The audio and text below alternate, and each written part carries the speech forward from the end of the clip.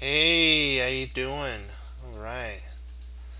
Let's go. Let's do a couple. Let's do one game, and then what we'll do is when the team comes, we'll get into our end game. Oops. One second. Gotta put my bookmark in my end game book, and we'll get started, my friends. All right. Just want to make sure everything's streaming good. Perfect. Good. Okay. Let's see how we're doing. Excellent. Okay, I have to turn the board. This is a game between Emmanuel Burge versus his opponent Hermik Bolding uh, Pedersen. Send. Sorry if I'm pronouncing it wrong, but that's who is facing. And so we're going to go over it, and it's a I believe it's a linear line that he went over. I liked how he did a lot of his linear moves. So e4, a5, that's the beginning of the French. Remember, there's four different lines that you could do. There's the Tarrasch, there's the linear, there's the advanced, and then there's the exchange. And if you wanted to, you can actually play a sideline of the French, the classic variation, with an attack like this here, and then if he pushes, you come back and take. So then you take back, and this is like the classic, and you at this point the bishop would come out, and then at c5 like what we do, and now we have the breaking idea of castles and f6 really fast. I believe the classic, in my opinion, actually helps black, so that's why a lot of players don't play the classic. They'll either play the advanced variation or the classic, I mean, or the advanced variation, the linear, or the Tarrasch. And sometimes, if they want an advantage for white, they'll actually go down that line. They'll sometimes there's sidelines of certain ones that you could do, like the Steinitz, but the main lines that the grandmasters use is the linear, because of how much theory you have to know in it. The one that most players that you'll face at club level is the exchange variation or the advanced. Because the exchange variation, my grandmaster teacher told me, was that it's all who's the better player at that part. It comes down to street fighting or tactics, as I like to call it. That it's who can outmaneuver the other person. So that's why I like what Grandmaster Simon Williams says. He loves when they either play the advanced. He doesn't like the exchange because it's kind of boring. So we always remember that if you don't like playing the exchange, I like playing the French in general, so I don't mind what they play. But if you don't like the exchange variation, you want to be so strong in that exchange variation of your victory that your opponents, when you get a title, of course, your opponents will not want to play that on you, because they'll look up your games and they'll be like, "Oh boy, if I play the exchange variation, this is what happened to his game or this gentleman versus this person," and ooh, that was a pretty not very good. And so they'll stray from the exchange line and do more linear, Tarrasch, or advanced, and therefore you've accomplished your goal of not having to play the exchange. But there are some players that are obstinate and they will play the exchange on you. You just have to be ready for everything, and that's what Emmanuel Burge was. He's ready for everything. So he plays the linear. This is the classic linear e4. Yep, now we got it.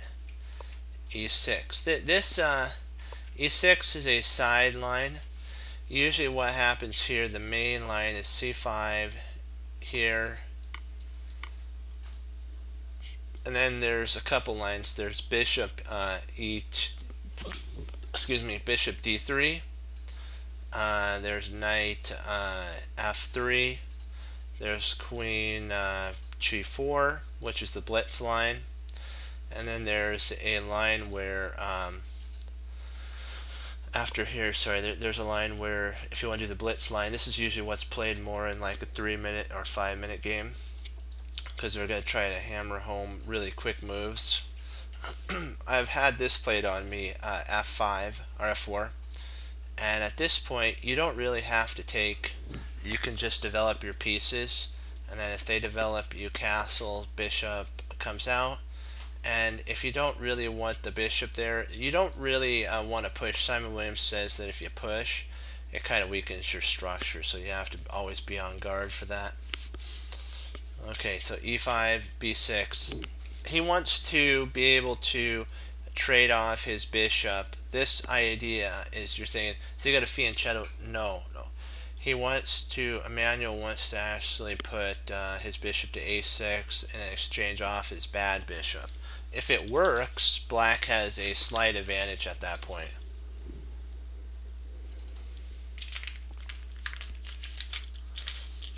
So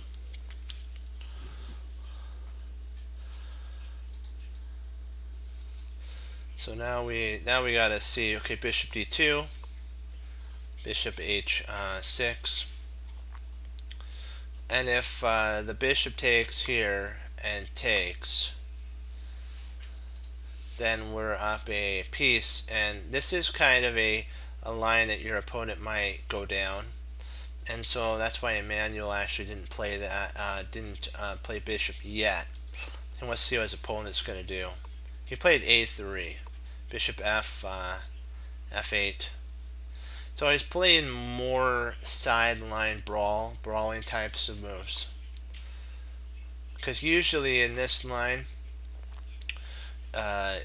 he really can't take here, because then the bishop would take back and there won't be any fracturing of the pawn structure.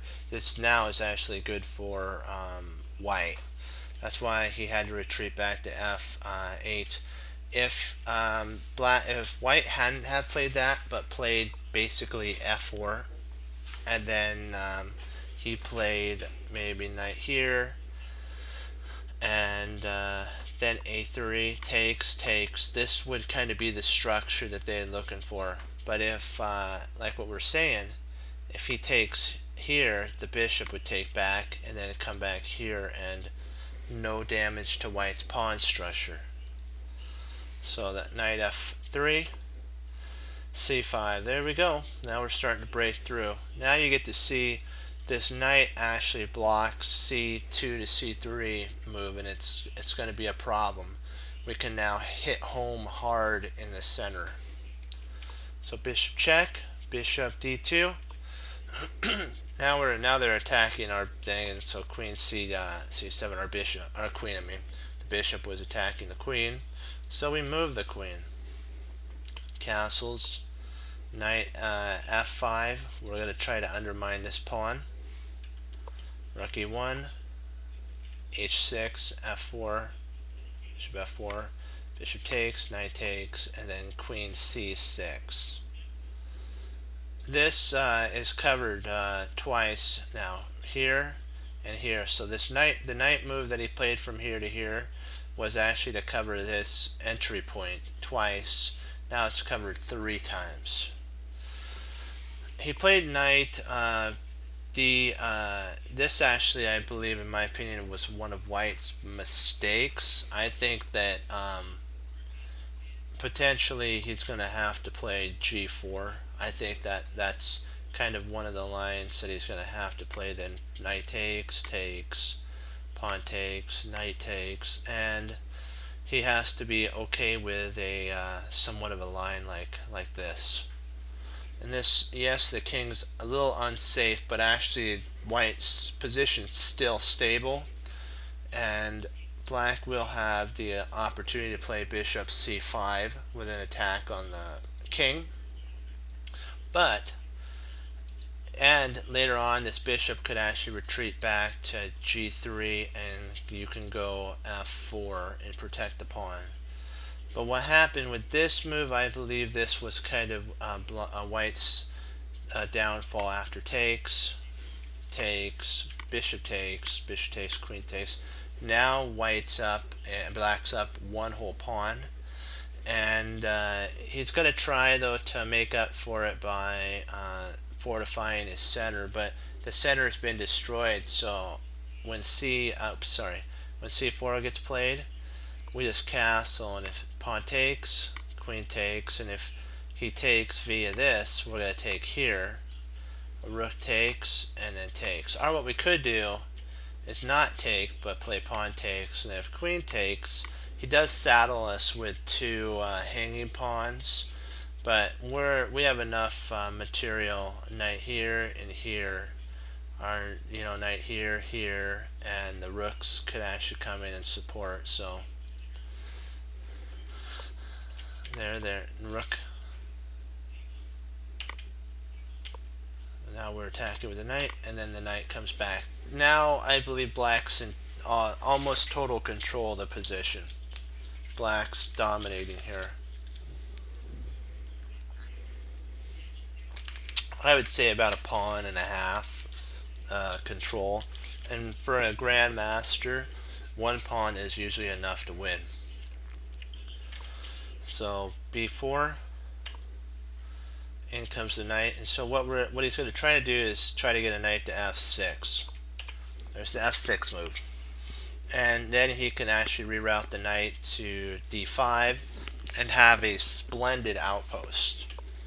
There's b5. Now the reason is, now if we played here, the knight can actually come in with an outpost, but this isn't permanent because we can try to undermine it here. He could try to support there. So, and then takes, queen takes, and then rook over here. And I still prefer black. I really like black here. I'm thinking that this rook's under fire here, so we can actually, if we wanted to, just take the rook. I kind of missed that.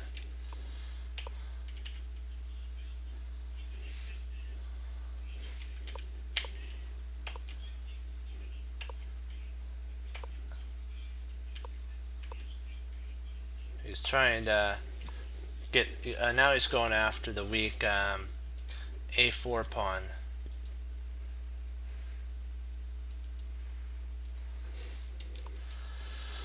So queen a2, rook a d8, and there's a fork. So now we're attacking the queen, and now we move the rook. So this fork actually turned out to be 2-0 for our opponent, and later on potentially we can play our knight to f5. So rook's 7d5, and the reason he had to move was if he tried something like this, we can actually potentially, no, we wouldn't be able to take it. I have no idea why he actually moved that. That doesn't really make sense. I think maybe it's to do with knight to d7, but there's really no, I guess he wants to try, his opponent wants to try to reroute this position here, and maybe, I don't know, it's kind of odd. White's in a tough position already, so rook c2,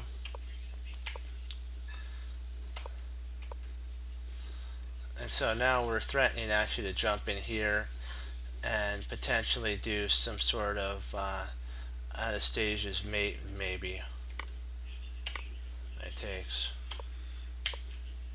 The queen gets attacked. Now we're attacking the knight.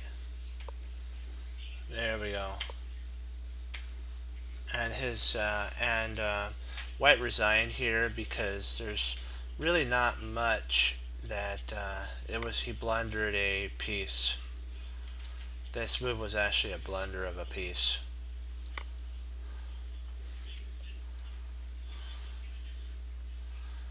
There's no way to hold on to this. This was a winning move.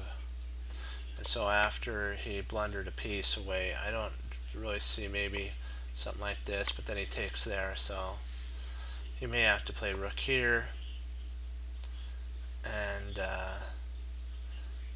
Queen to g5 would be interesting, covering d8. And if he can't play there, if he plays here, of course we win that pawn. So he might try rook up here, rook up to e3.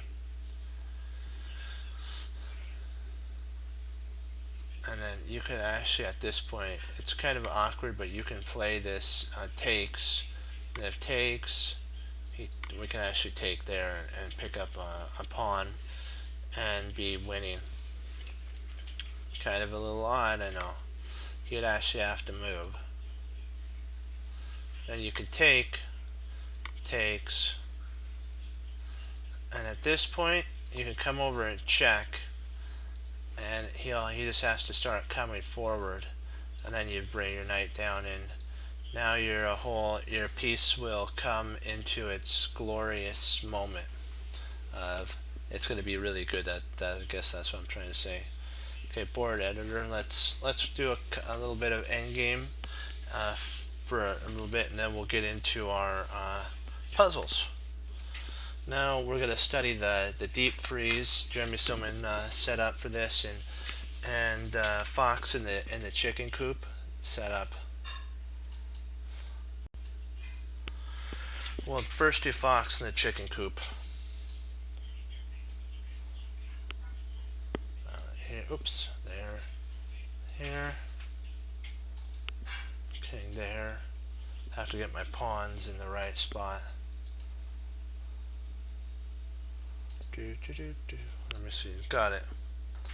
Whose turn? White to move. White to move and win. So we push here. He comes back. We come over.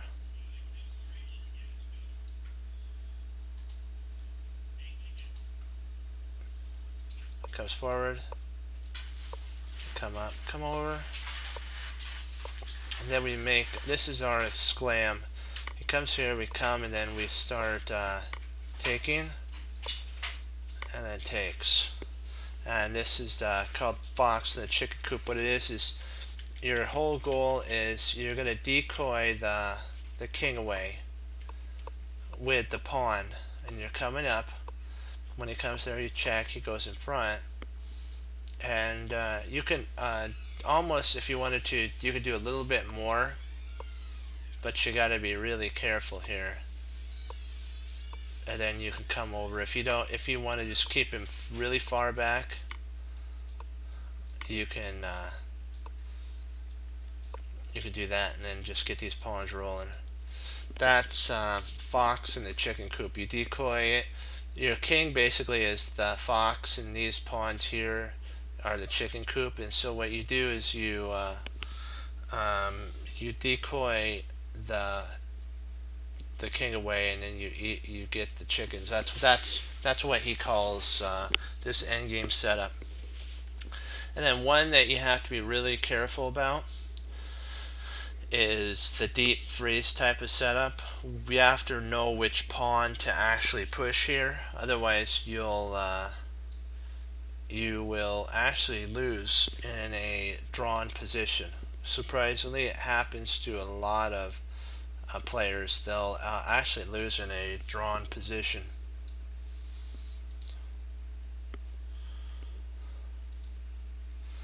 Here we go. We'll get the kings involved. Put the black king right here. Put the white king here. And we'll have it be white to move. Okay, this right here, at one pawn attack stops two pawns. See, one pawn stops two pawns, because if this pawn ever tried to move, it gets taken. Same thing with black. One pawn stops two pawns. If this pawn ever got taken, it would the pawn would go. I just put the king over here. I probably should have put the king over here. So I'll do that next time. But the whole point is the king wouldn't be able to stop it if it was over here. So that's this is the deep freeze that he's talking about. That this pawn stops both of these pawns, and this pawn stops both of these pawns. That's a deep freeze idea. And then here's another move that another position.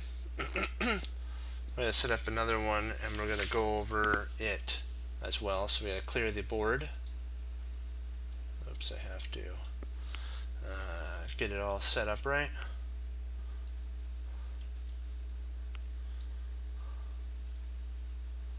I get the king. Come on, get my pawns right.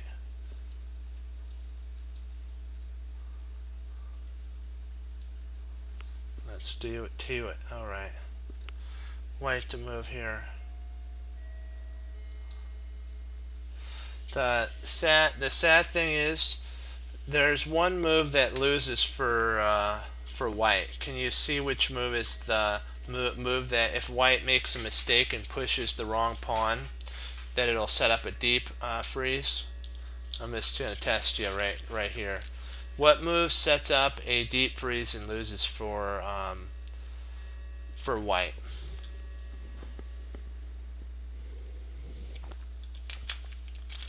There's only one move that loses for white, and there's one move that wins for white.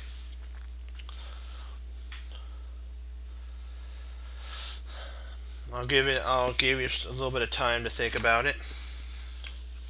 There's one move that wins and one move that loses. Give me the one that loses first for white, so that you can spot and see what not to do. And then after that, give me the move that actually wins for white. Which move loses for white and which move wins for white.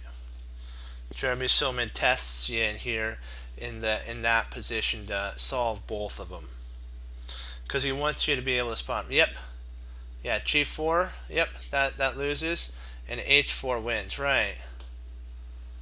Yep, you got it. Good job, Erie. That is right. This actually, G4 allows the deep freeze to happen, and it loses for white on the spot, because what will happen is black will come here and white will come back. He'll force him back. I'll show you. White will come here, the king will come there, come here, and this actually does happen in the game. We'll go over it. This is actually how you win the position. Come here, come back, and then you have to now you can actually go over. You just walk over here, you walk over, walk over, walk over, you grab. Actually, you got to be careful. You have to be able to shoulder the king away. I guess it may be a draw. Maybe I mismoved it here. Hold on, let me see. Yeah, this is a draw. Hold on, I want to make sure that. Okay, so mate so far is good. Okay.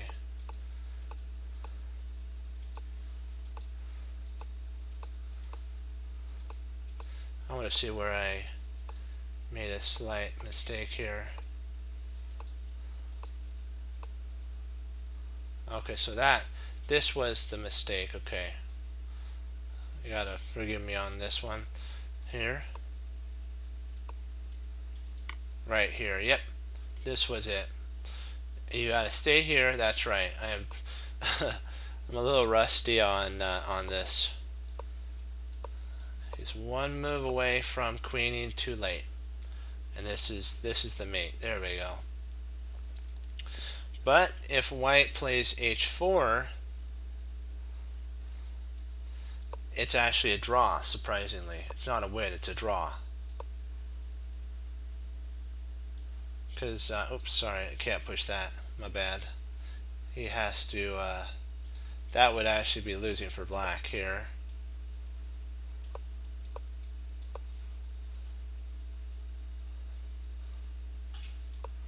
Back here.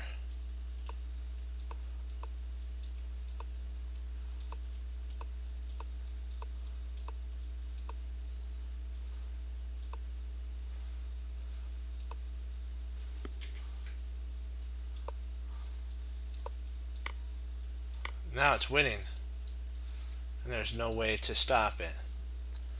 So basically black would have to surrender the pawn Black would have to go here. He'd have to surrender the pawn, and then try with all of his might to make it in time, but it just doesn't work. He'd have to take and take, and then you come in, and there's the draw. So there's only one move that draws and one move that loses, and you spotted both of them. Great job. That's how you handle all that there. So let's see here. So we already did lone bishop versus that. We already did that one. Okay. Of course, we're going to do I'm going to throw in some trivia questions here for you. Is this, oops, I gotta put it as white. Is this right here a draw or sorry, I shouldn't do draw. I should have put in, hold on, let me put board editor in. I forgot to put a pawn in. Hold on. Let me put a pawn in.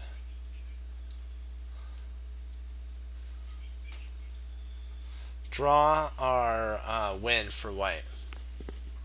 I'm just throwing a couple things out because Jeremy Silman throws this at his in his book for players to know if it's a draw or a win.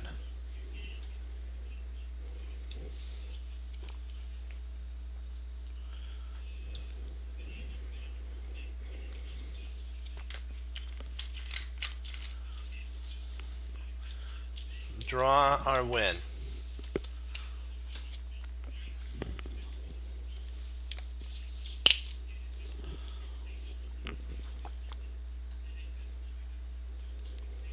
Draw or win for white.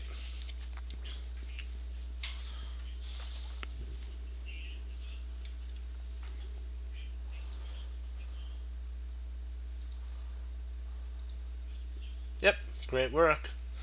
Now I'm going to set up another scenario for you. And I'm going to have it be here and here. Draw or win here.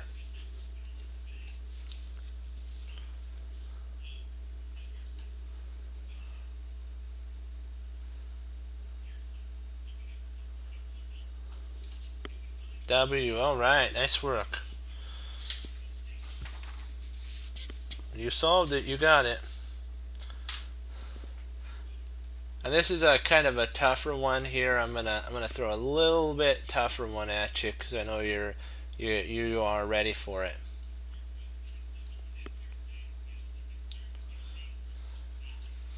Draw or win here. This is kind of a tough one. I know this is a tough one, but I know you, my chess friends, have studied endgame, and so you know if it's a draw or a win. In this position, is it a draw or a win?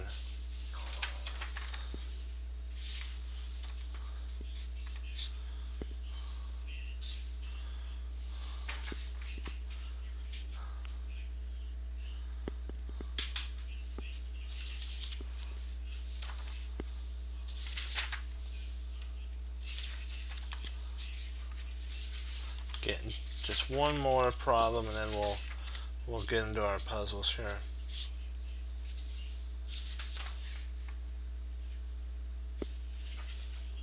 Draw or win? Yeah, this is a tough one. A little bit tough, but I know you can handle it. Can't tell? It's he says it's a win because what happens is what you can actually do is potentially deprive the squares. It's balance. He says it's all about if you like the knights. Potentially there's a draw here, and potentially there's a win. So that's why it was a little tougher of a question. It's an either or. Like if you're doing a test and there's MCQs and there's one that says all the above, kind of that's it. With proper play and understanding of how the pawns work, it should be a win. Let me see. That's what he says. It should be a win. Let me see. Yep, it should be. Oh, wrong. Oh boy, sorry about that. I put the king in the wrong spot. That is funny. Sorry, I got things mixed up. Here we go.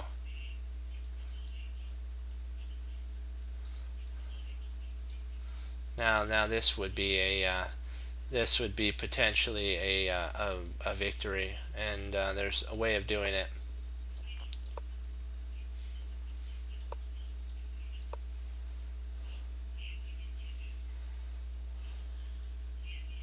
Let's see. I have to make it so it's his move, so we got to somehow pass it. So it goes here.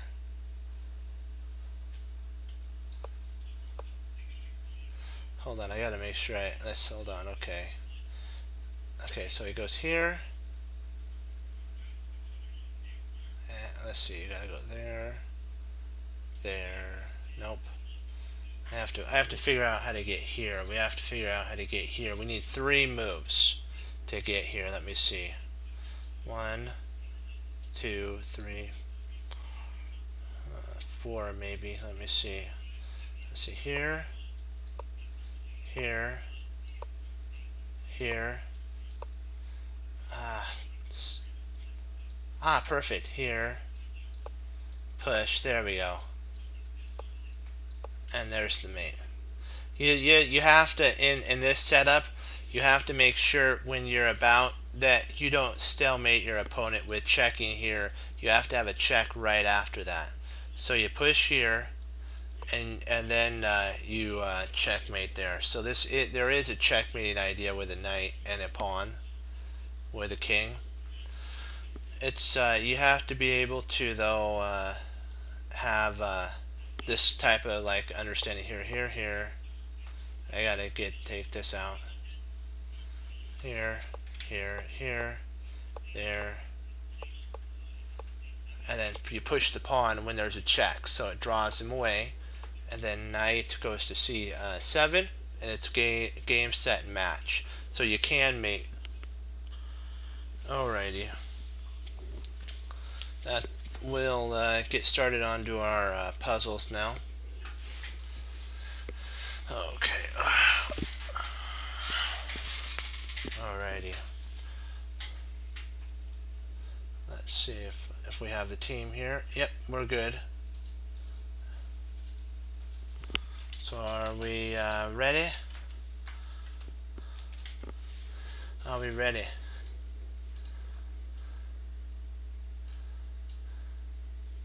Alright. Let's start her up. So queen to c2. Let's see. Okay, so we have a knight, bishop, and pawn. Oh, sorry, knight, bishop versus a.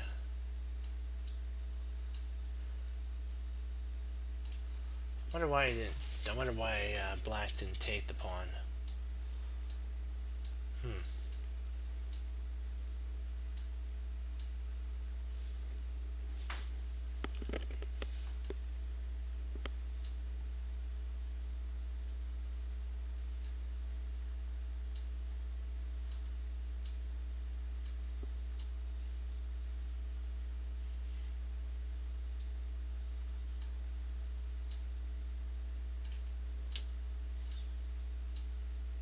Thinking that has to do something with oh boy, this is a tough one. Bishop c6. No, that would lose. Let me see.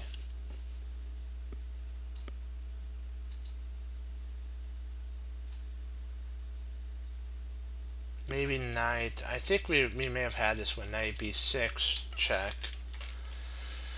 King e5.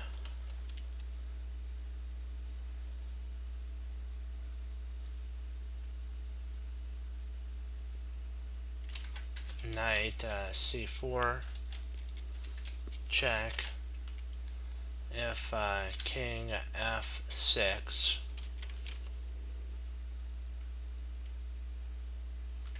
there's knight takes e5, e4 potentially. Check. I'm not sure about that.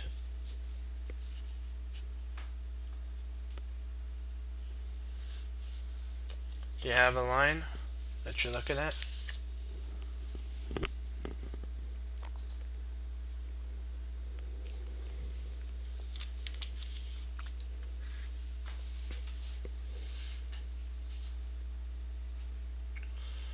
Let's see here.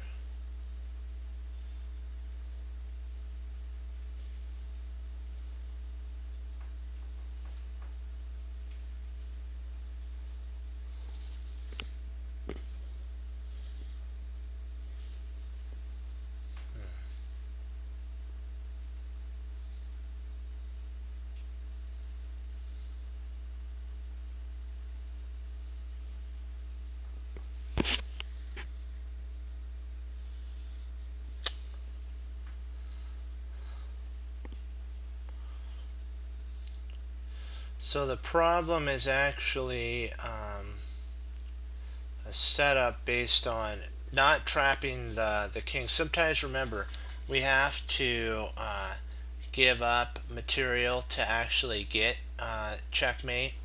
So you always have to consider certain moves like bishop c6 check, may be a move. That might be a move. Or uh, excuse me, knight b6, a knight, or knight c7, and those both are checks. But then Grandmaster Varakobian talked to us about Varakobian got to talk to us about silent moves and pawns and sacrifices. See, a sacrifice is sometimes vital to bring about a victory. So maybe we can see, is there any way that we can sacrifice maybe a piece, maybe not with check, but maybe one other line. That's a line. Huh.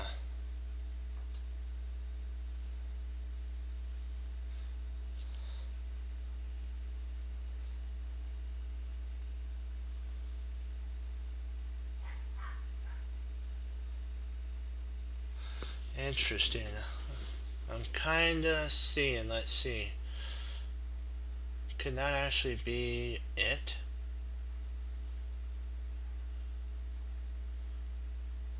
Let's see, knight f3. Would that be it? Knight f3. If e takes f3, we have knight check.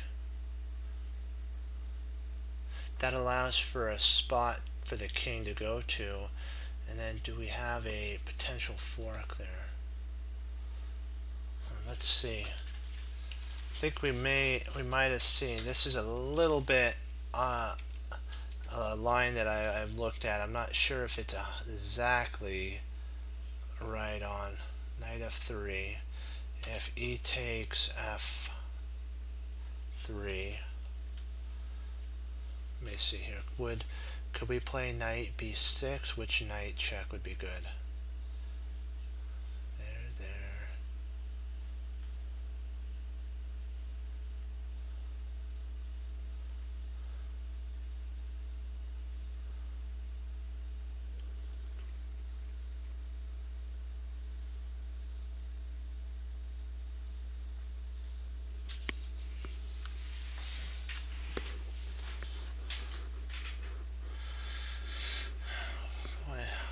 I'm thinking about because every other line that I've looked at has a problem with the king escaping up to f6. So I'm trying to figure out if there isn't a way that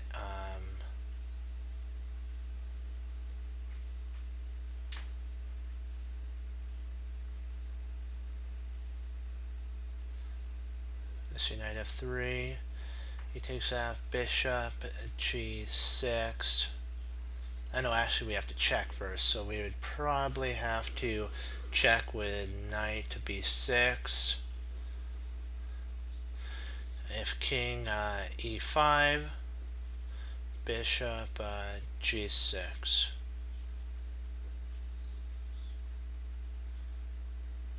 And then, okay.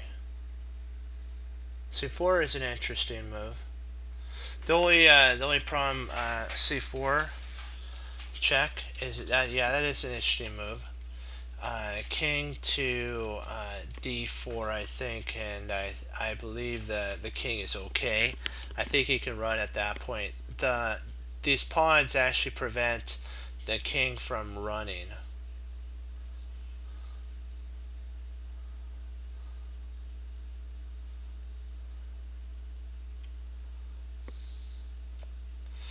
Yeah, I think we got it with knight f3 and e takes f, and potentially knight to b6 to use the pawns to set up basically a winning of a queen.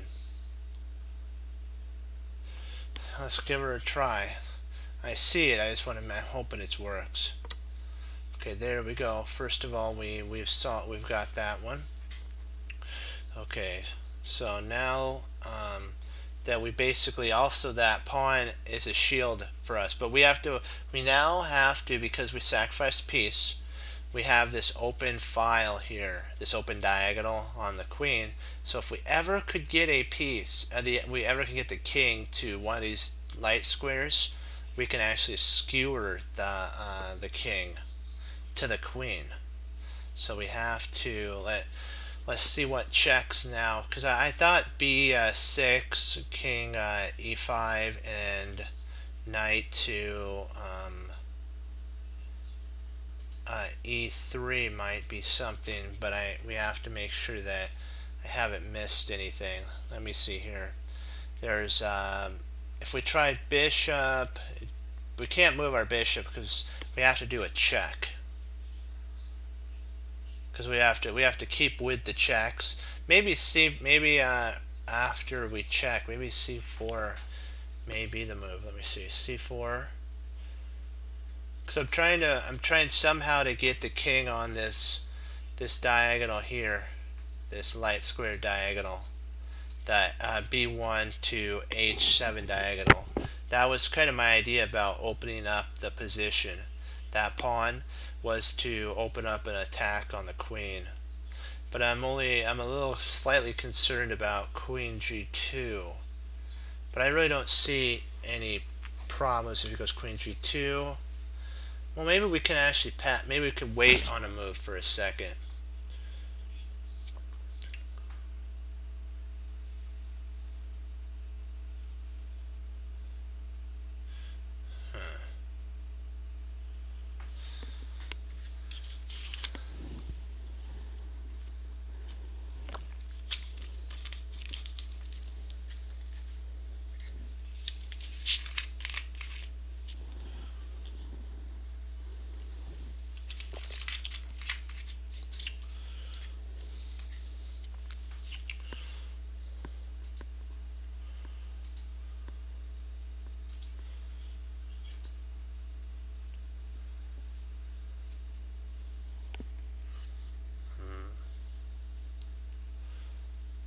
So c4, king d4, c4, king e. Let me see here. c4 check. If king d4, knight c6 check, then he would have to go on to a light square like maybe king d3 and bishop g6 check.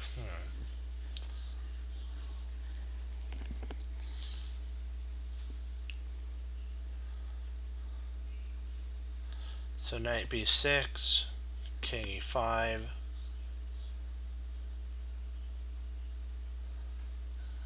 knight c4, f6, and knight e2, or knight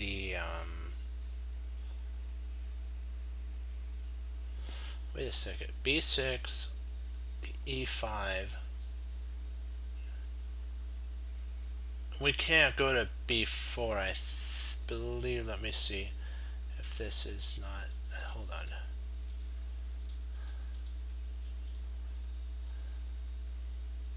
That's right. I think it's c4, king f6.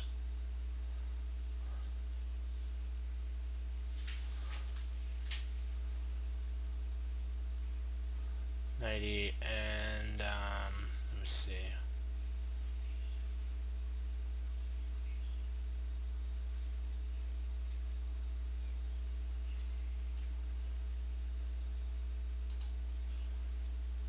Knight e3.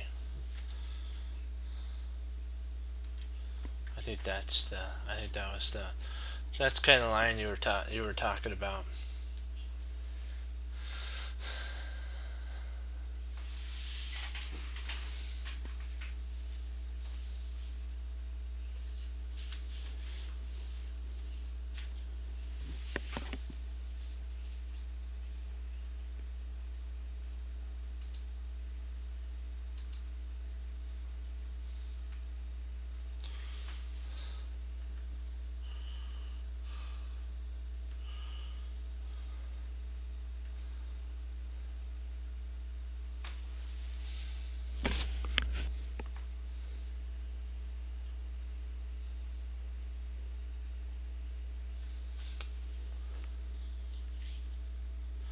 Yeah, I think we're gonna need a little help. Yeah. Here, let's see if we have. Let's see here.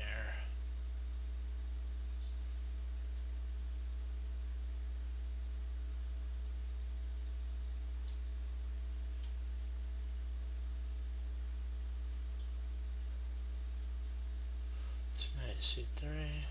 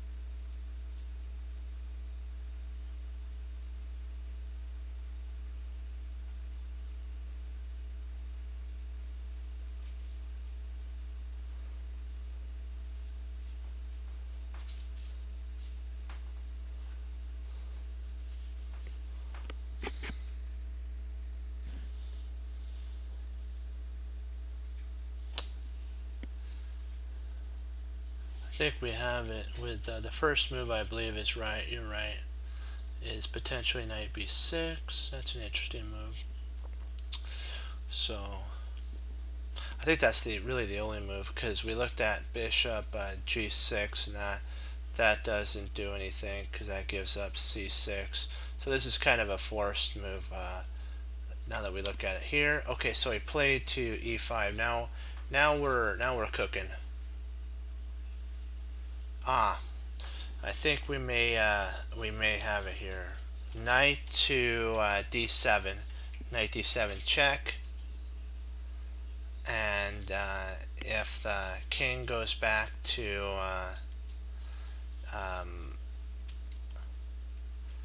d5, we have knight f6 check. If he goes back to e5, we have knight to g4 check. If he goes back to d5, we have knight e3.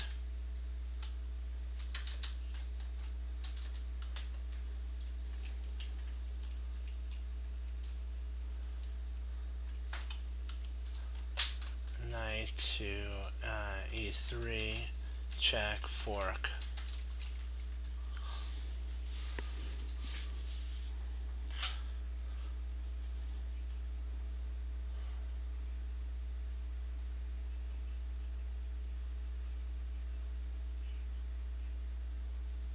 So now we have to figure out, he might not oblige us to go back and forth. Let's say that he doesn't go back and forth. Knight d7, check. First of all, he'll have to go back on this move, because if he steps on a light square, he's toast. So he has to go back on the first move. Knight f6, check. He'll go to e5, of course, e5. Knight to g4, check. That covers that square. And if he tries to land, if he goes on a light square again, we got him. So he has to go king to d5. And then, yep, now we got it. Knight e3, check. Yep, we have it. Okay, let's go with it.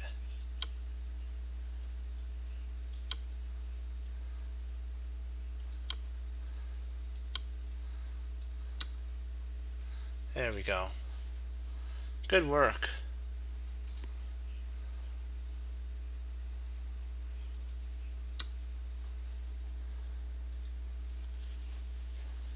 See, and as a team, we can do a lot.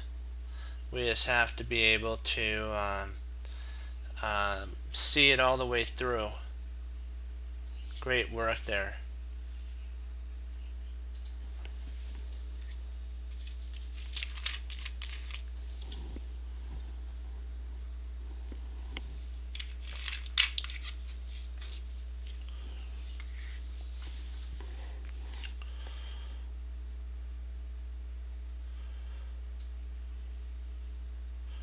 Let's see here, knight d5.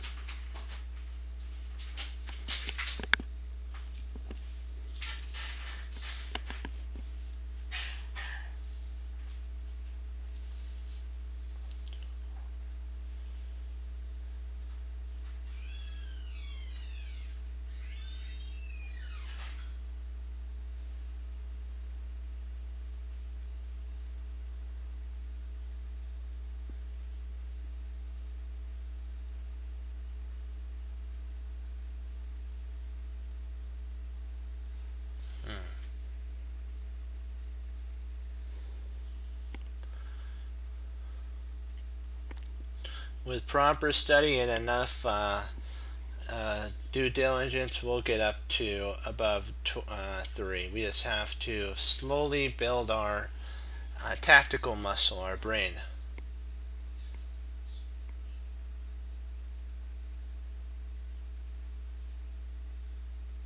Let me see here.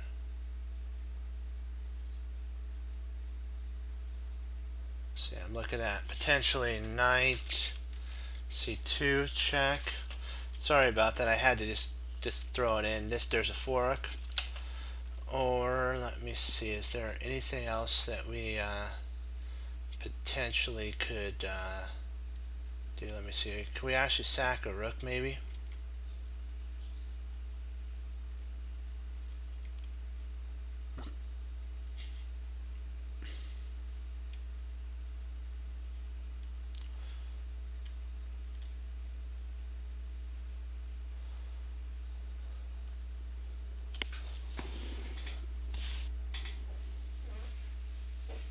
Maybe we could play rook e6. We can try that and try to get our rook to. No, that wouldn't work. I was trying to see if I couldn't trap the queen somehow. The queen just feels all wrong where she's positioned. She just feels not in a good spot.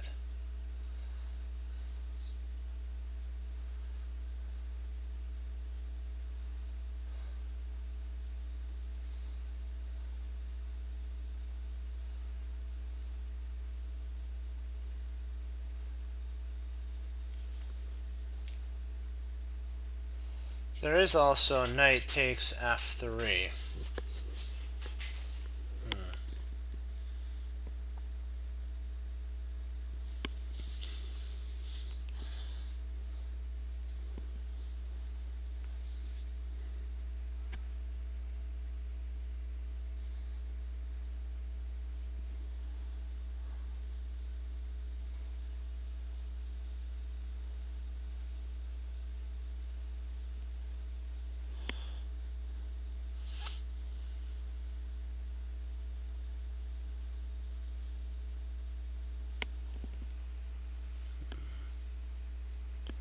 See about some lines.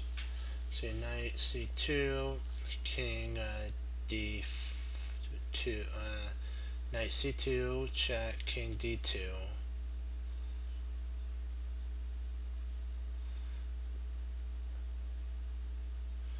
Knight takes a1, rotates a1.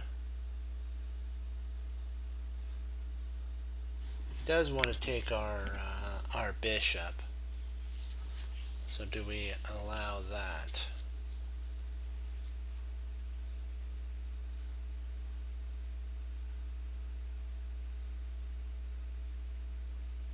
Oh, wait a second. There might be another one. Queen to d6 is an interesting move. Queen d6. If castles, we have rook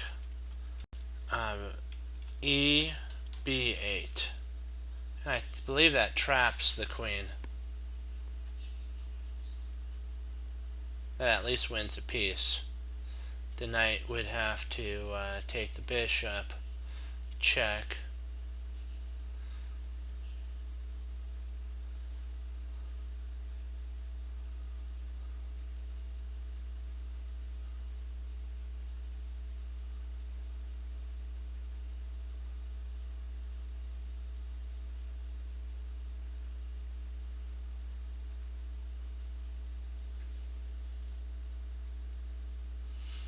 Let's see here. He might be able to play with that line though. Knight takes f6, check. And then if g takes f6, if g takes f6, the queen could actually run to queen e4. Queen e4. I think the queen's safe at that point.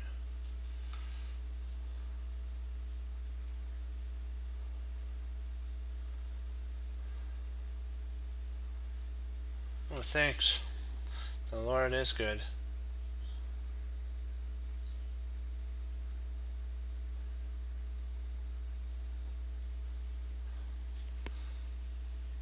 You know what? I can't take all the credit because it's all about the teamwork and the Lord. So I'm just blessed to have a great team.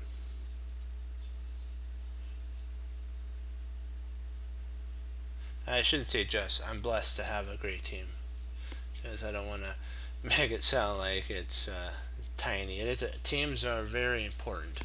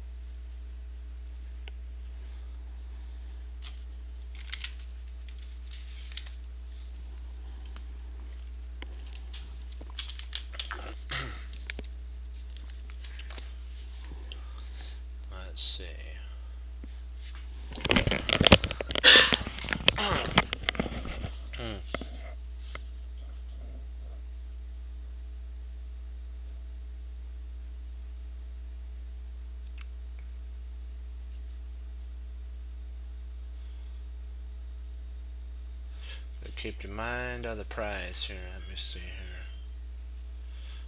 Okay. No, that's not. That wouldn't be good. Let me see if we push. If we go C6, C6, that attacks the knight. I'm trying to think. C6 is interesting. And then if knight takes F6, G takes F6.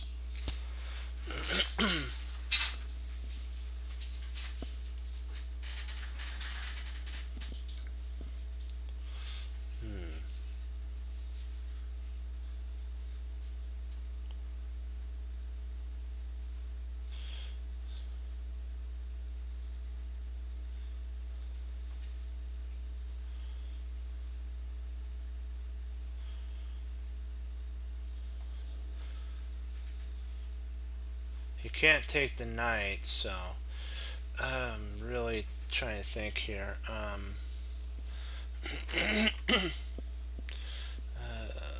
Let's see, knight takes F3, G takes F3. No, if we do that, then we can't go C6. Ah, drat. If we go C6, then I can take on F6. Check, G takes F6.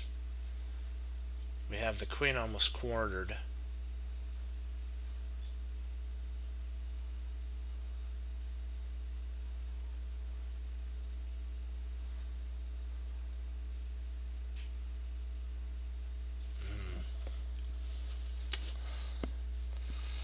Yeah, we need a little bit of inspiration here. I gotta focus down. King C6. Knight takes F6 check. G takes F6.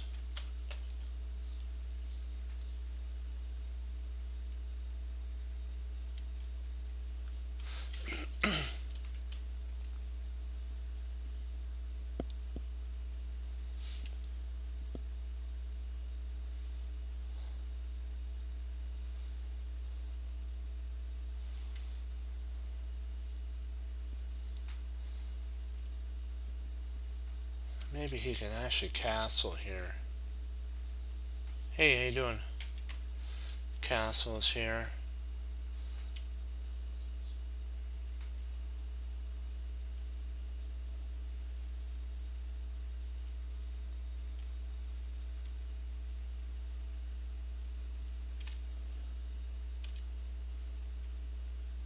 We could try checking. If we do, if he doesn't castle, what do we do after it? Well, I guess we could play knight takes F3 check, and G takes F3, and rook E6, maybe rook E6 with a rook swinger. I'm still thinking.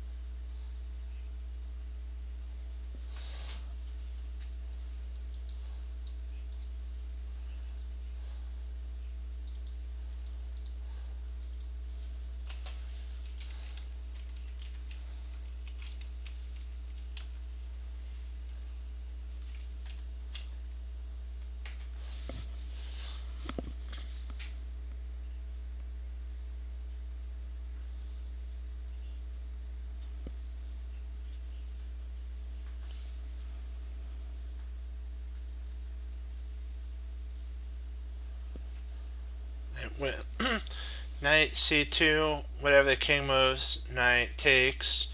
If knight c7, rook e7, and then queen could actually take a8.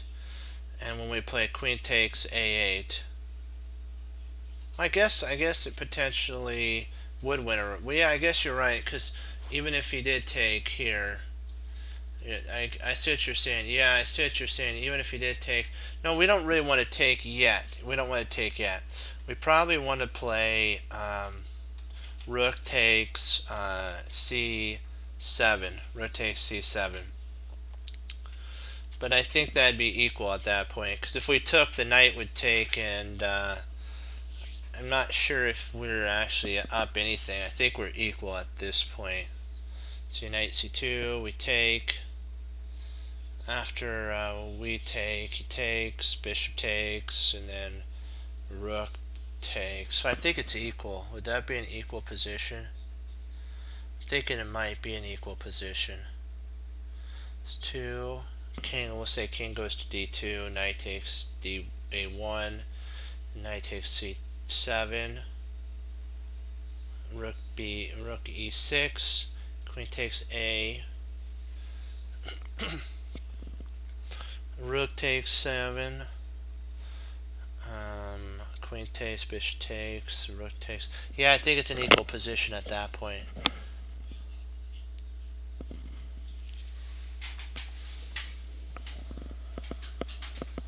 Okay, I'll be right back. 1 second. Just keep working through it.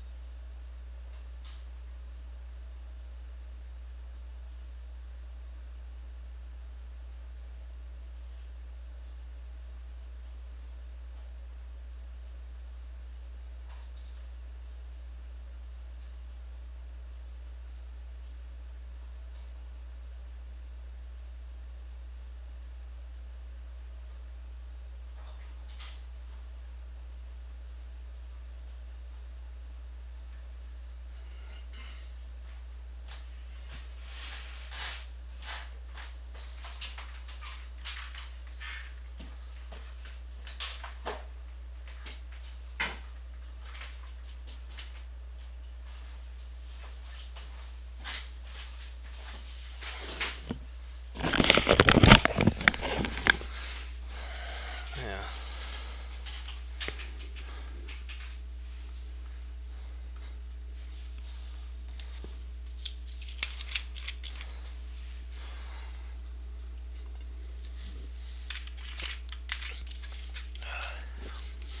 Sorry, it's taking a little long.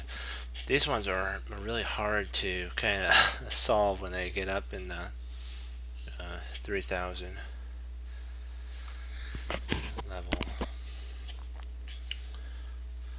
So there's many different lines that could possibly arise.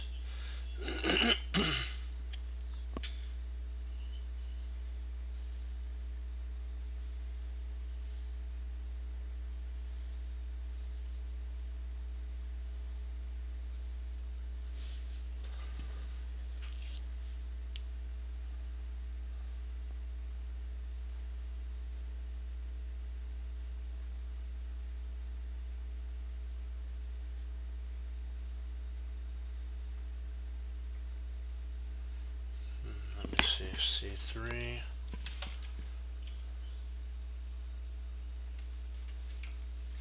I have knight C7. Knight C2 check. If king goes to E2.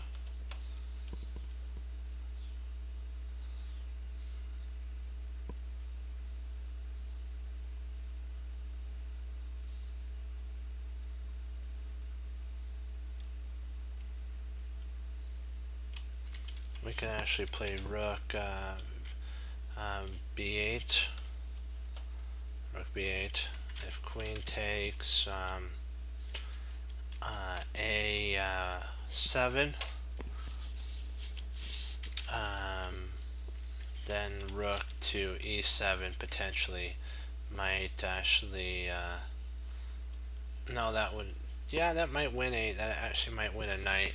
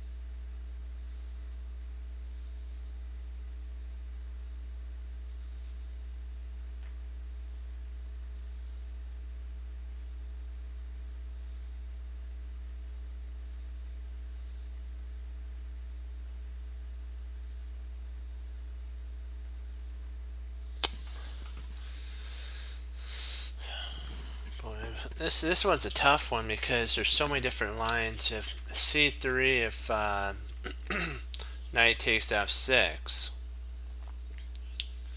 then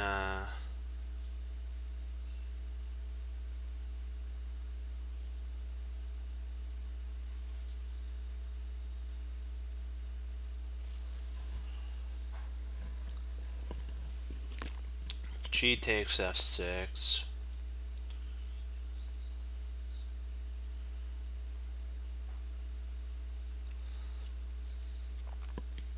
Rook D2, Rook D1, and then the knight checks. So boy, this is a, because I'm not sure if we have enough time for the in between move.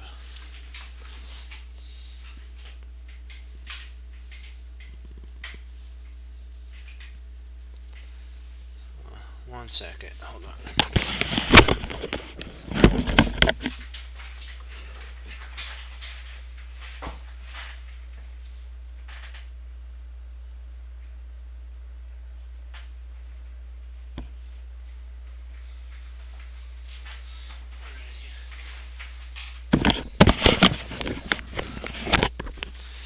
All right, we'll give C3 a try. Rat.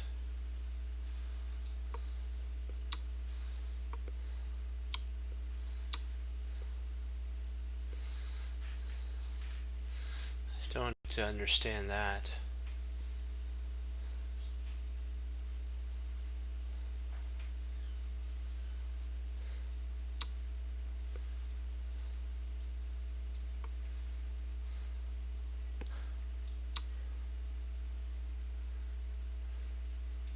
Oh,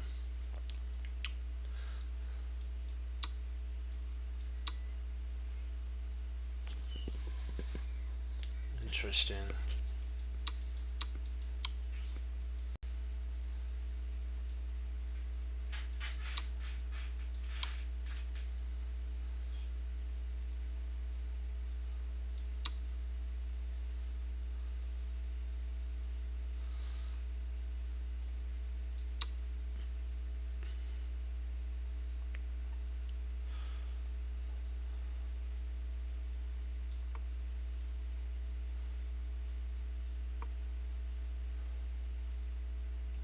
Now the knight c2 comes in. Okay.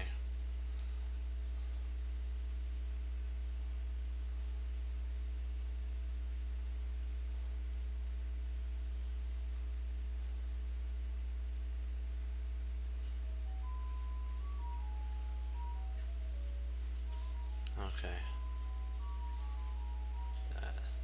I want to see why c3 is wrong though.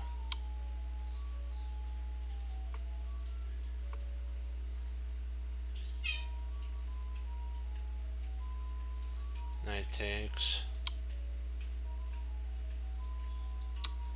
That takes.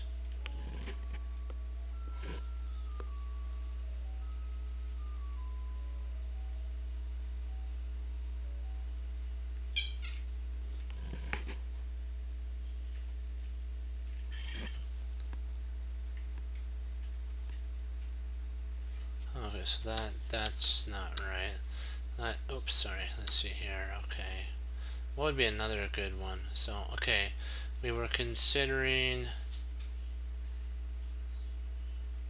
knight c2.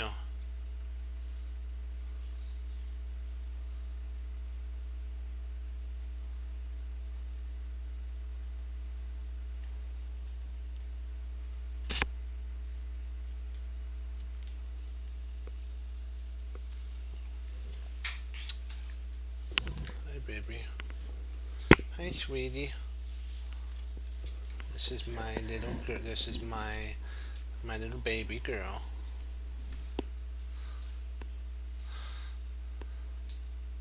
Okay. Yeah, she's a sweetheart. Yeah, she is. Okay. Let's get on to another one. Oh, interesting here. Oops. Thanks. Hi, sweetie. She usually doesn't come in here. She must know we need another set of hands, right? Yeah, it's a good girl. It's a good girl. She usually stays in her little area. Yeah, yeah, good girl. Good girl. Now go lay down. Go lay down, sweetie.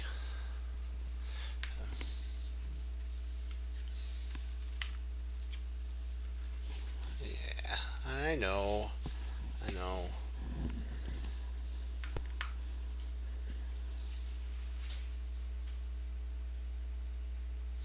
Let's see here. So he played. Oh, he's one move away from queening. Yikes! Yikes! Whoa, little lady, little girl.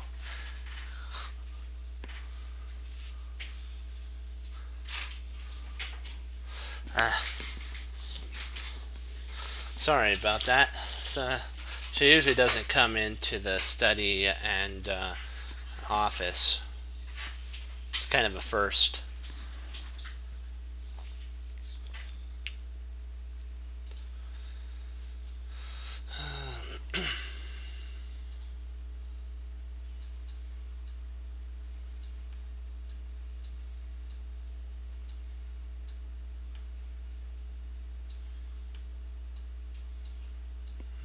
Let me see here.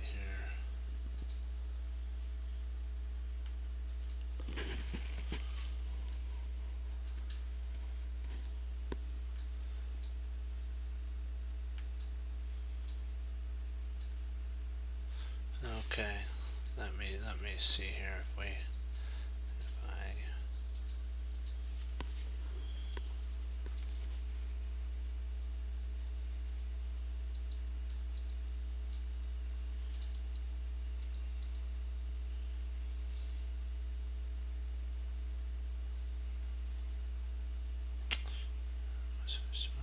so he's one move away from there. So let's see here if we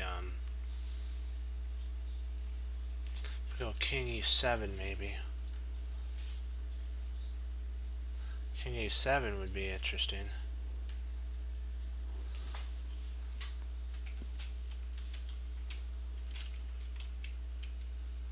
King a7, h1 equals queen, bishop.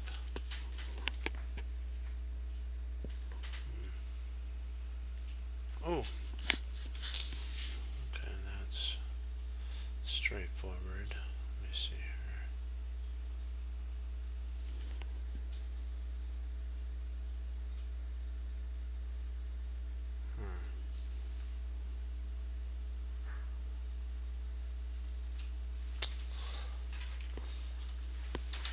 So we can't do that one.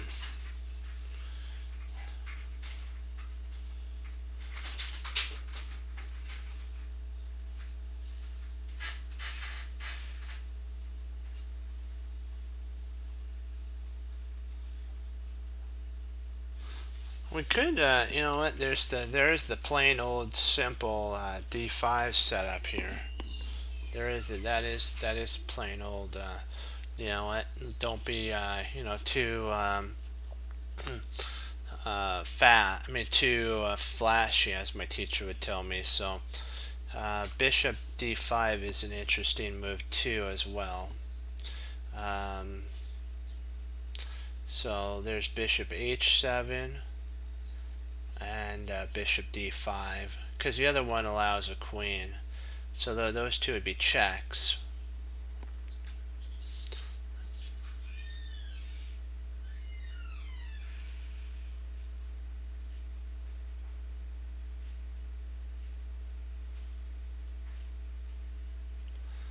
Let's see, king e7. If queens, then actually bishop h7 is mate. Actually, the surprising thing is if he does, this would actually, if the king actually did play queens, bishop h7 would actually be mate. So that is kind of surprising. Well, no, it wouldn't. Yeah, because king e7 would cover that, and then if they queened, the pawn covers. That would be. But what our opponent would play here to stop the mate is if we tried king e7, he would play basically king g6 here, king g6, and then there's no more mates, and we would have to play bishop d5 eventually anyways. So why not just do that right at this moment oh, we cut that off. Okay, so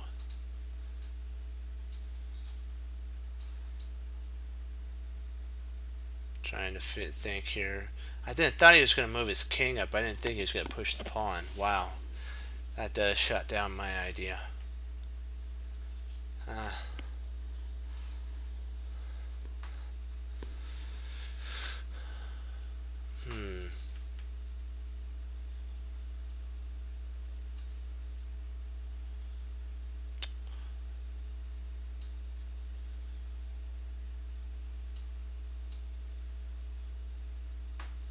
Let's see here. King e7. Let's see it. Let's see if we can still make king e7, h1 equals queen, bishop e6 check, king e5, and then bishop g3 mate. I think that's mate. Let me see here.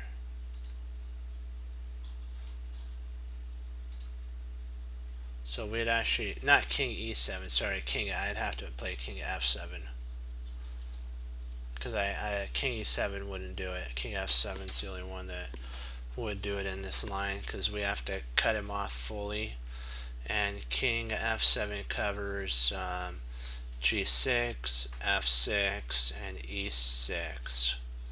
And so when he queens, we play bishop e6 check.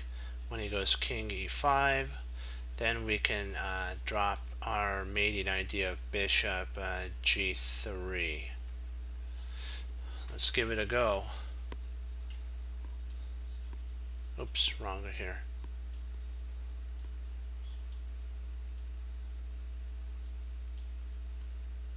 There we go.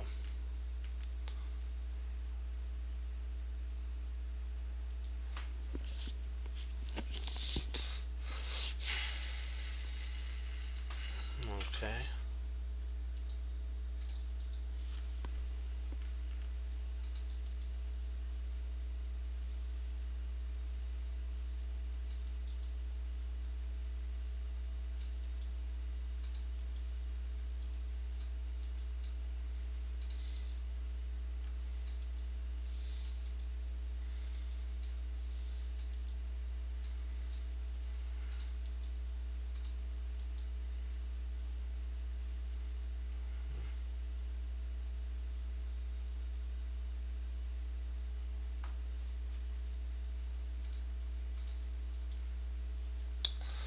Let's see. Okay. Let me click over here. Click.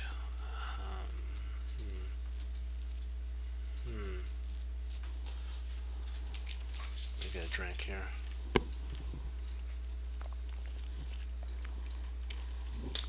Okay. Gotta do this here. Alrighty.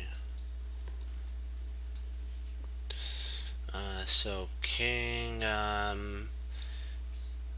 g8.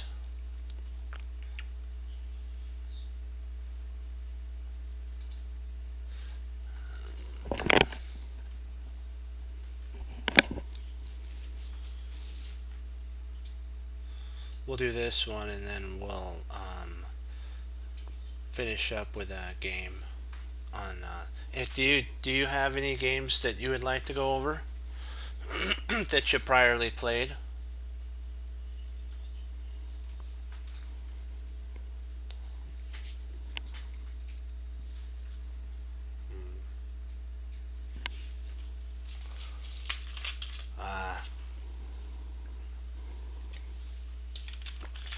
Do you have any recent games of players that you would like to go over that kind of like maybe an opening you're working on?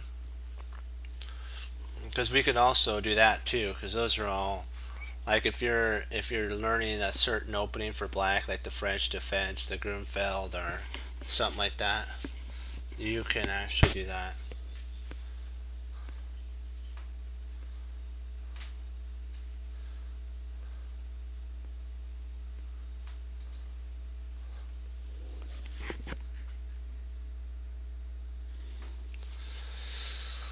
Okay, let's see here. We could potentially go d7.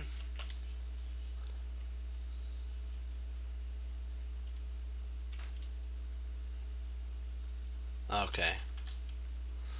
Yeah. Puzzles sometimes are difficult, but you know what? In the end, they're worth it though. You are able to find those combinations that come in handy. So it's so worth it to study them, even if it is difficult.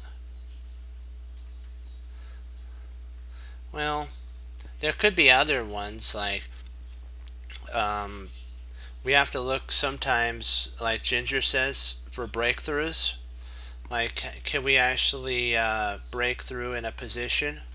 Like, see, we have a rook. If we played d7, now that I think about it, it would actually cut off our d7 advantage of having a rook there. It would actually help black.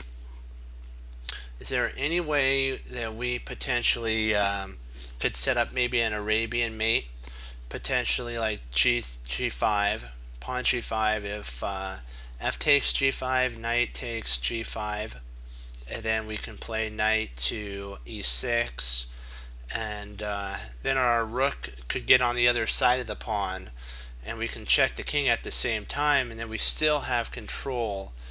But this time we have rooks. We have a rook on the opposite side of the pawn. You know, you always have to consider that. And like maybe h4, but I'm liking more of involving the knight. And as far as I can see, that really the only move that is playable to bring the knight into the fight, because c5 is not accessible.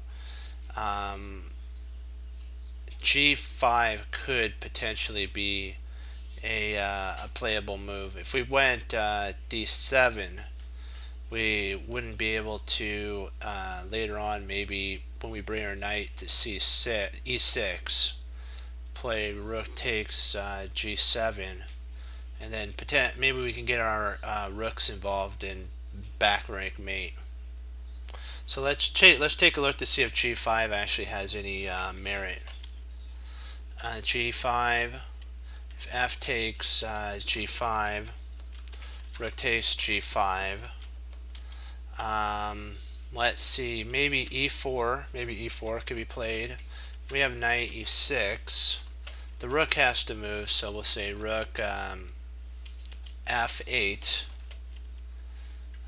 Rook takes g7, check, and king h8, and then we can actually go d7 here.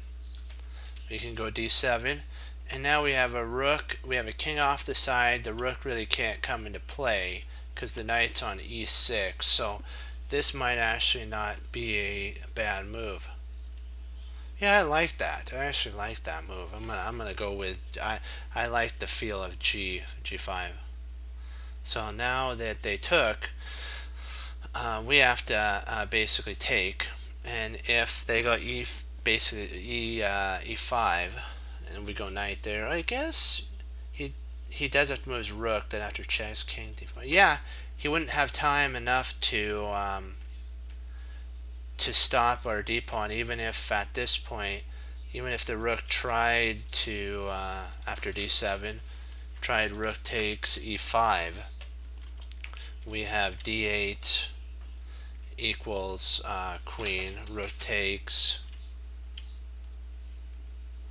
d8, rook takes d8 mate. So that would end in mate. I just want to make sure I'm not missing anything with knight takes g5.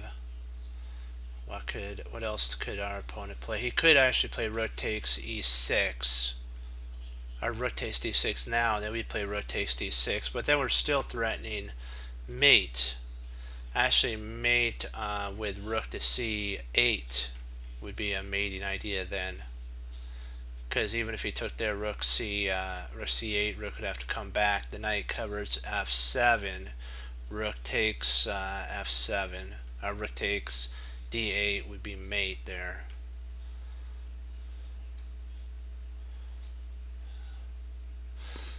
Let's go with it. Oh, drat. No?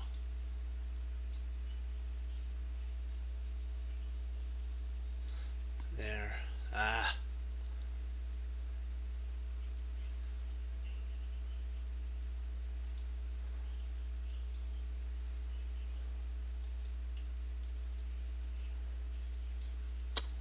Drat. Yeah. I'll have to I'm still puzzled why taking here doesn't work. Oh, bishop takes a3. Okay, then oh, okay, d7. B. Okay, so you have to go for everything at this point then. If bishop takes here, F takes G. Rook F5.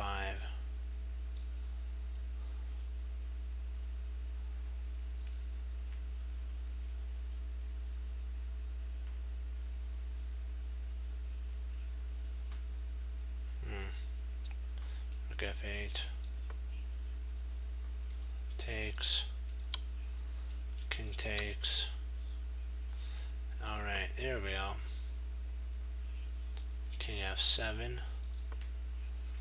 Turns into a queen. King comes up. And then Queen F6 is right. Let me see, where's F6? Ah, perfect, there we go. Here, here, and here, and here.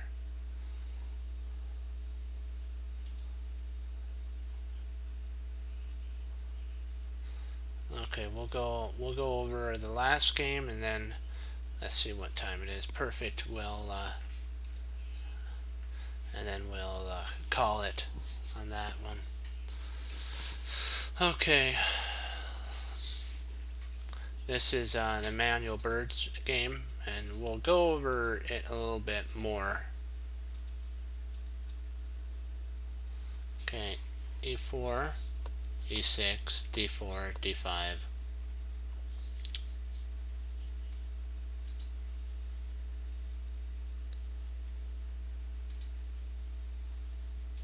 Good night. Bye, Erie.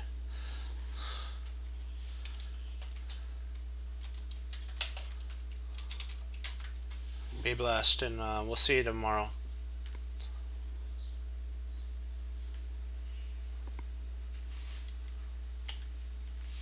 So he's doing the Tarrasch variation in this one. Knight F3, E5, C3, C5, Bishop D, D3, pawn a Knight C6, and Knight BD2. You take here, you take, and then F6 to like what Grandmaster Simon Williams says, this is vital after you trade. This has to be played at this moment. E takes, and then Knight takes. And now we've almost disintegrated White's center. If we can get this pawn off the board, and we can get this pawn pushed, we have free realm of all of our bishops. So what black's at equality, at least, maybe slightly better right now. So Knight F3. This idea is White wants to, with all of their might, hold on to this pawn. This is like their last bit of strength in the center, or foothold. If this pawn falls, their whole position will collapse. Queen C7. This is an interesting move as well, because Bishop D7 could actually be a playable idea, and castle queenside and King B8. Kind of shaky. Sometimes you can actually play Bishop D6 and E5 at that point. After, of course, castles. So castles, Bishop D6, and remember what usually is the idea behind when we play here.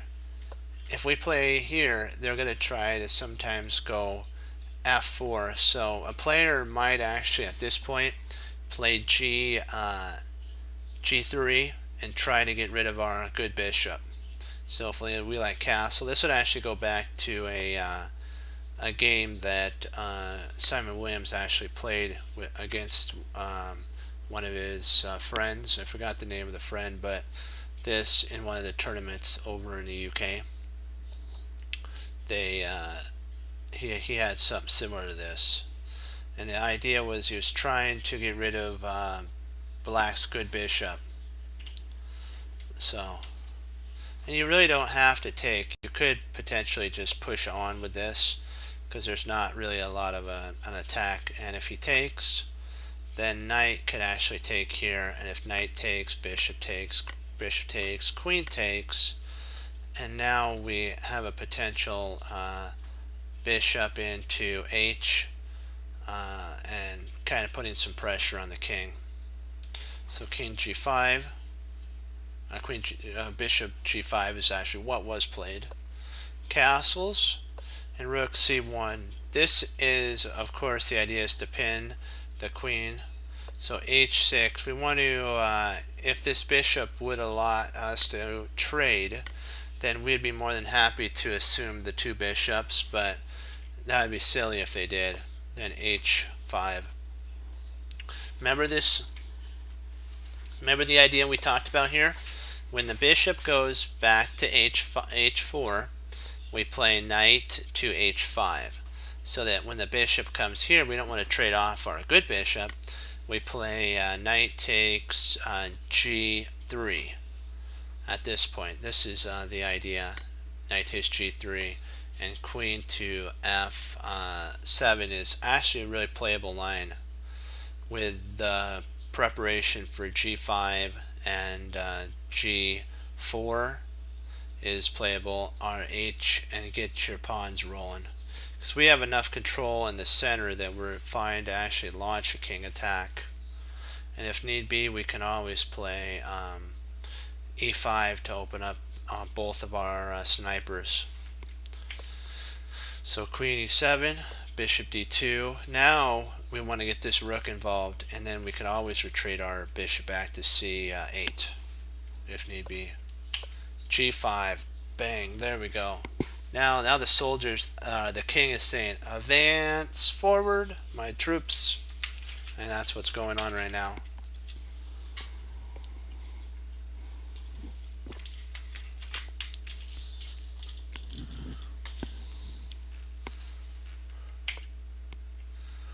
Rook c1, bishop f4. And right now we could actually potentially play e5. So he plays knight e5. Knight takes e5, d takes e5, and bishop to e7 or e8. And what this potentially could do is allow us our queen to slide over. Then we put our bishop in. Knight rook d1, and then h5. There we go.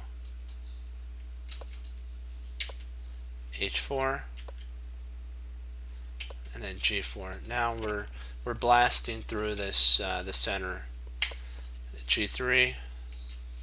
If he was to take here, I'm kind of thinking that Emmanuel would probably play there. But he does have this move here, so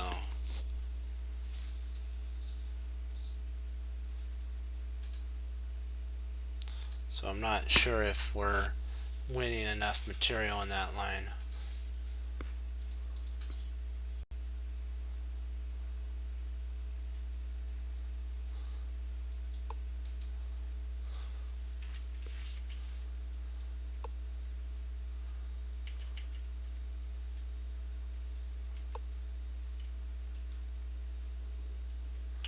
He took,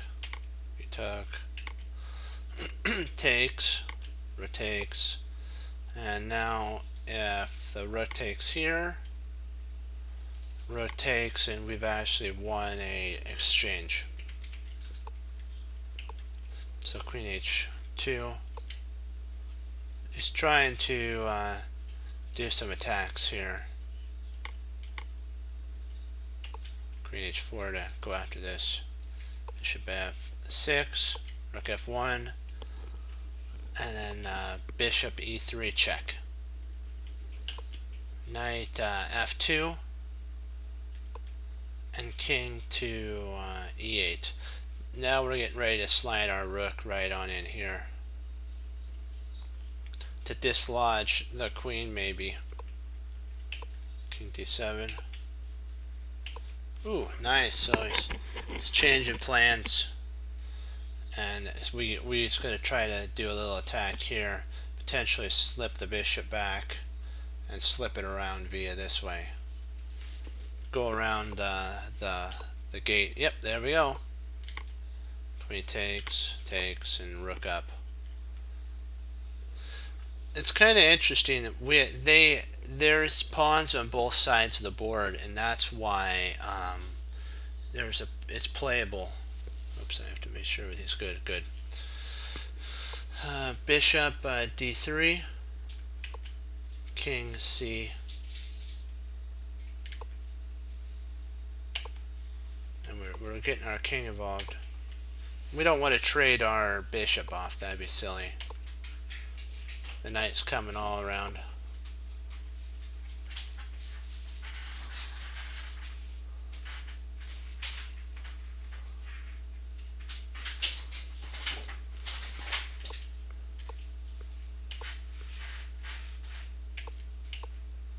And you see how it's maneuvering now. There you go. There takes, and there.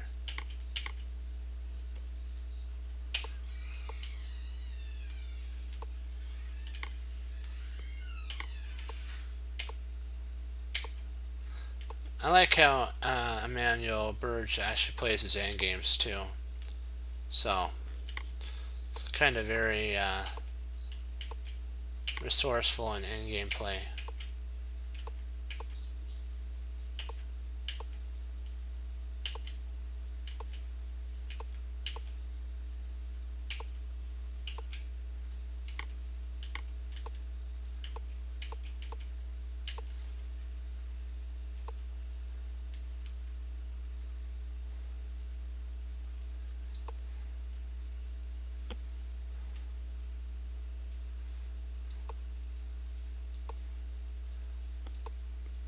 There's your mate.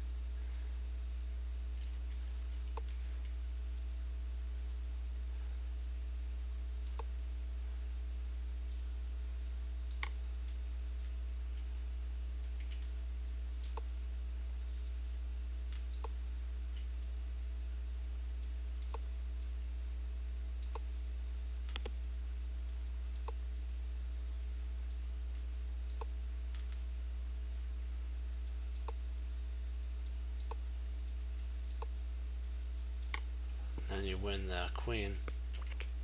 So there's so many different ways to actually win in this line.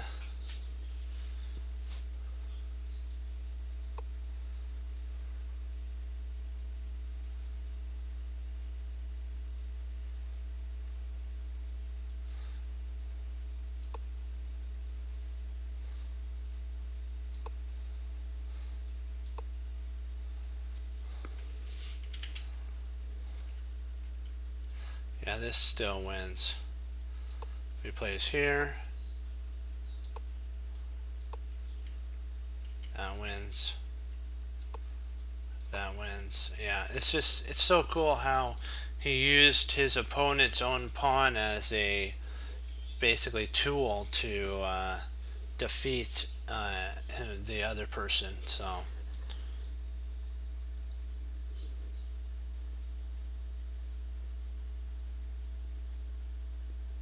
Okay. I think we'll probably call it on that. Do you have any questions before I log off on the Emanuel Berge game? I'll give you a minute to see. I'll get a drink of my tea and sparkling water.